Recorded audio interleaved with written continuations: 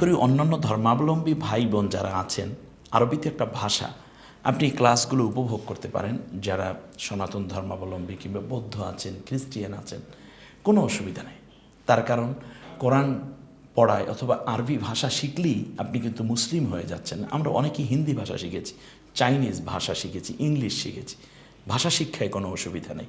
আপনি যদি এই ক্লাসগুলো শিখতে পারেন তাহলে আরবিতে আপনি আরবি শিখে ফেললেন।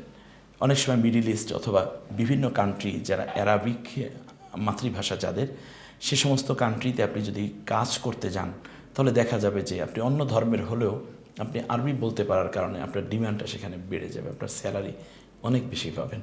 আমি শুধু জাগতিক জীবনটা বললাম। আর মুসলিম ভাই বোনদের তো কোরআন শিক্ষা করতেই হবে, কারণ আল্লাহ তাআলা বলেছেন ইন্নাল্লাযী ফারাদা আলাইকাল কোরআন, হে রাসূল এই কোরআনকে আমি তোমার উপরে ফরজ করে দিয়েছি। আর কোরআন সম্বন্ধে পরকালে অবশ্যই জিজ্ঞাসিত হবে সবাই। অতএব কোরআন শিক্ষা করাটা ফরজ এবং অপরিহার্য একটি ঈমানের দাবি।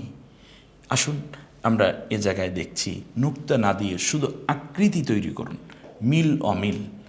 দেখুন আলিফটা তো এমনিতেই চলে গেল, বা জিম, আপনি কিন্তু নুক্তা দিবেন না, নুক্তা দিবেন না, শুধুমাত্র আকৃতি অর্থাৎ শেপটা তৈরি করবেন। দেখুন তো কী অবস্থা, বাটা কেমন শেপ,